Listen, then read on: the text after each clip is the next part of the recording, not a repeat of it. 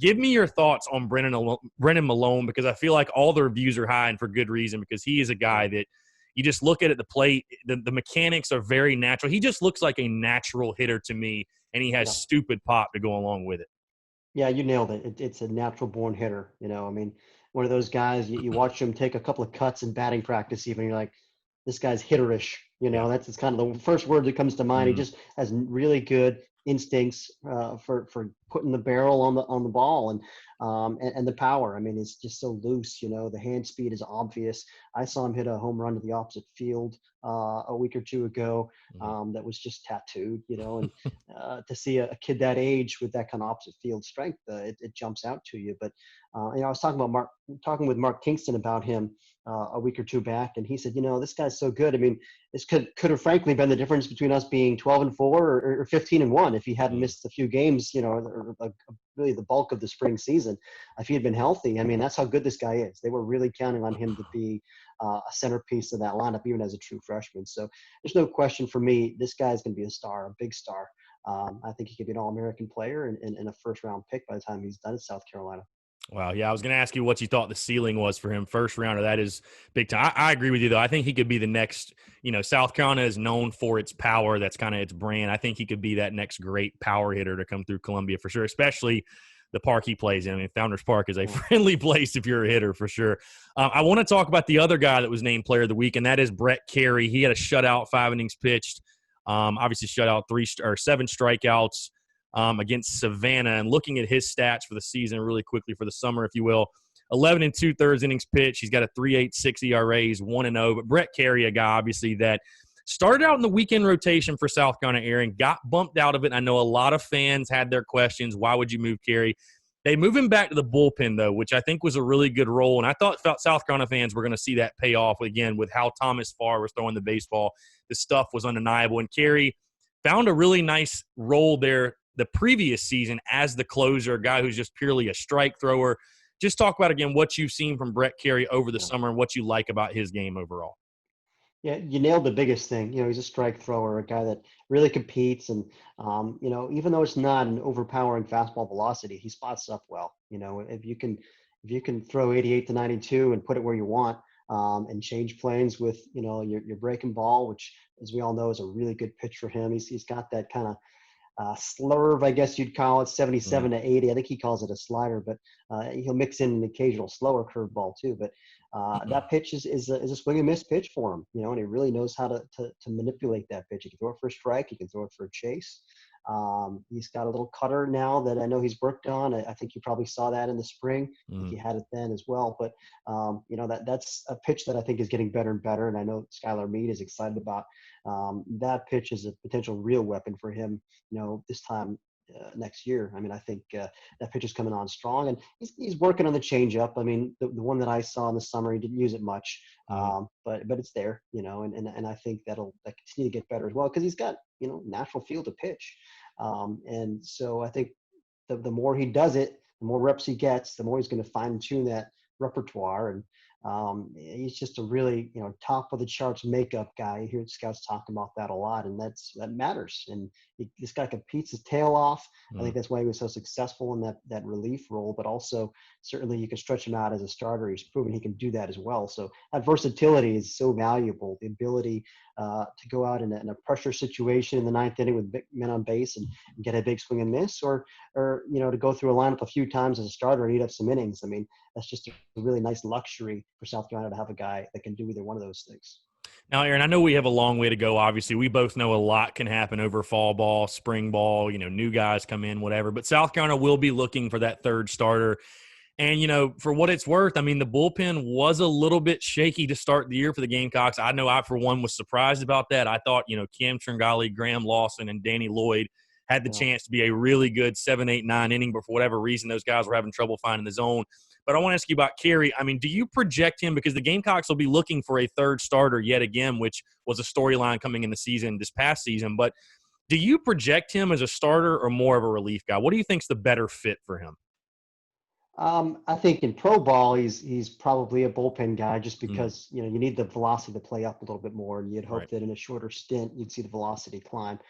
In college, I mean, honestly, I think he could succeed in either role. He has succeeded in both roles. So it just depends where they need him most. But yeah, I mean, I know they like him best in the bullpen. I think that's Mm. where they think he's the most effective. And so I think if you have a third starter emerge, ideally you'd stick him back there as a kind of that security blanket. And that's such an important role in college baseball too. You know, the ability to shorten games and give those young players some peace of mind, knowing the game's going to be well in hand, in the late innings, and the ability to impact more than one game in a weekend. If you can pitch Mm. 2 innings on a Friday night, 3 innings on a Friday night, come back, pitch an inning on Saturday or Sunday. I mean, it's just a nice weapon to have at your disposal. For sure. So let's move on, Aaron, talk about another big power bat for the Gamecocks that's with the Blowfish, and that is first baseman Wes Clarke. Wes Clarke hitting .378 right now, 2 homers, 12 RBIs. Man, this is another guy, and again, you could speak for everybody on this, but it's just so unfortunate that we didn't get to see his season play out in conference play because people forget it. Wes Clarke was either tied or leading the SEC in home runs when we got the baseball taken away at 8 bombs, I believe it was, when baseball was taken away from us. Wes, a big-time power bat in the middle of this Gamecocks lineup. Just talk about what you've seen from him. I think, again, defensively, there's a little bit left to be desired, but he's a guy, again, at the plate that no doubt you can't deny the type of pop he has. Yeah, and he's getting better on defense too. Mm. I mean, I don't think he's really a catcher, but he can fill in there. But at first base, I mean, I've seen a real improvement, in his mobility and his kind of instincts at that position, and I think he's worked hard at it, and he's gotten better there. But the bat is the calling card. There's no question about it. I mean, it's big power. I mean, he looks the part. You first see him. He's a big, strong man. Yeah. And he's really shown so much improvement with his approach over the last year and a half or so. I mean, since 2 years ago, I think he really struggled to make more consistent contact, and he's just done a really good job becoming more selective and finding a pitch he can drive and then doing some damage. And it's just kind of how you draw it up. Power hitting first baseman who can, sit there in your cleanup spot if you want and just, let him go. And I think he's going to have a really big year next year. Like you said, he was off to a great start this spring and continuing to perform well this summer. I mean, I saw him. One thing that was encouraging too is the ability to drive the ball the other way. He wasn't just a straight pull hitter. I saw him make hard kind of line drive contact all fields, which is certainly an encouraging sign about his development also. For sure. I want to talk about another guy, obviously, another hitter with the Blowfish, Aaron, and a guy that, I don't play favorites, but definitely a guy I love watching play. I love his game. I feel like he's a dirtbag, and that is Brady Allen. His stats right now hitting .348, a homer, 13 RBIs. One of my biggest critiques of Brady, though, during the season is I felt like, again, there are some guys that are power hitters. There are some guys that are gap to gap. There are some guys that are small ball guys, and you can sort of have to know yourself and embrace who you are. And I thought at times Brady didn't play to his strengths sometimes. He's a guy with some speed, a guy, again, that I think is better working gap to gap versus getting too big and trying to keep up with the power numbers of like a Milone, a Clarke, even an Icer. Just talk about what you've seen from him. Is there any merit to my theory there in the sense? Like I said, I think he's a good hitter. I think he has the tools, but he just got to stay within himself. No, I think you're spot on. Again, I mean, this is a guy that I think is more of a hitter first, with some power rather than a power hitter first. Right. The hit for average tools, which you're banking on here, and I really like the approach, man. I mean, he works counts, very good plate discipline. I think he did that in the spring as well. I think he walked well more than he struck out, but he's just an on-base machine. In the games that I saw this summer, just not going to get himself out. And I think one of those guys I could see him hitting like in a 2-hole and just kind of setting the table for some bigger bats behind him. But certainly he can run the ball out of the park. I mean, there is some strength in there. I mean, he's got some obvious bat speed and it's kind of a compact frame, but it's also a pretty compact stroke. He can whip it through the zone pretty good. But you're right. I mean, gap to gap, that's where he should make his living. And I like him defensively too in right field. He showed me I might call it a plus arm, certainly better than average out there in right field and with some accuracy too. So he's just a really nice player all around, I think. Aaron, let's go back to the bump and a guy you mentioned sort of at the beginning of the show. Andy Peters is with the Blowfish as well. He's had just one appearance, threw well, 1 inning, 3 strikeouts.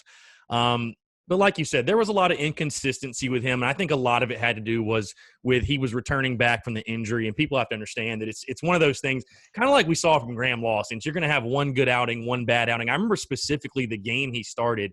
I think maybe it was against North Florida. I forget who exactly it was, but it was crazy because he went out there, looked as good as I'd seen him look all fall, all spring. Second inning comes out there, a completely different guy. Couldn't throw a strike.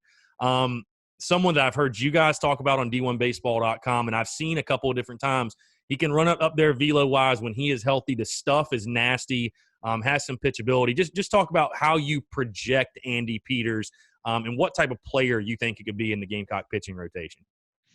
He's definitely an X factor, I think, heading into next year. And he's a guy that I haven't seen in person because he wasn't healthy when I was down there in the fall. And of course, he got limited action this spring and so far this summer. But so I still haven't had a chance to see him for myself. But certainly the reports are what you're saying here. It's a big arm. I think I've heard he's been up to 98, maybe 99 in the past. Wow. At times, maybe in JUCO ball.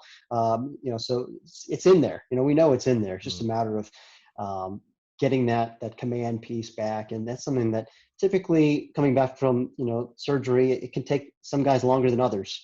There's no, set timetable for getting that kind of pitchability back after surgery. So I suspect that with another year, as we head into the fall and spring, I think he could definitely make a jump. And I see him as a potential back end piece, a guy that can just come in and light up the radar gun.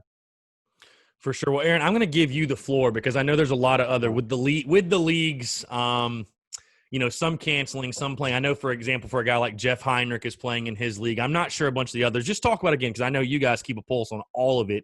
Just talk about the other Gamecocks that you've been able to keep up with, if you've been able to see any. And I'll ask you as well, who do you think – because the summer – for people that don't understand, the summer is a very pivotal time for these guys. I mean, this is where you're refining your craft. You're going up against some of the best talent from these other colleges.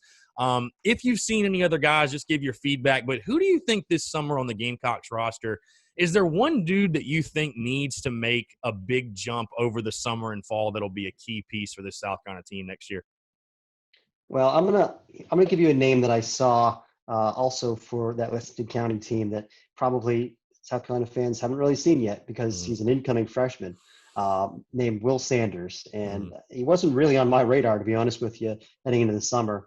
He comes in, I think, in a bullpen outing, 6'6", kind of beanpole looking guy. You watch the delivery and warm-ups, all right, this arm looks like it works. He's got some whip to him and comes out 90-91 with 3 pitches for strikes. I thought really good downer curveball. He's got feel for a changeup with serious kind of late sink to it. So I think that can be an out pitch for him. And, a guy that had surprisingly advanced feel for pitching for his age. I think he's got huge upside, as he fills out that big 6'6" frame. I think he could be a real difference maker. And again, talking with Skylar and Kingston, I think they feel the same way. I think they feel like maybe they hit the jackpot with this guy. So keep an eye on Will Sanders. I think that's one that you're going to be hearing a lot about as we go forward. And I did see another Gamecock this summer, another incoming guy named David Mendham, first baseman, kind of very physical looking guy, left-handed hitter. Didn't do a lot when I was there, but I did like played some third base also. He looked like he could defend ably at either corner spot. Again, I like the frame and the swing looks like it works. So he had a great spring at Connor State. Really put up enormous numbers. I think he had 593, in 21 games. So that could be an impact addition out of the JUCO ranks.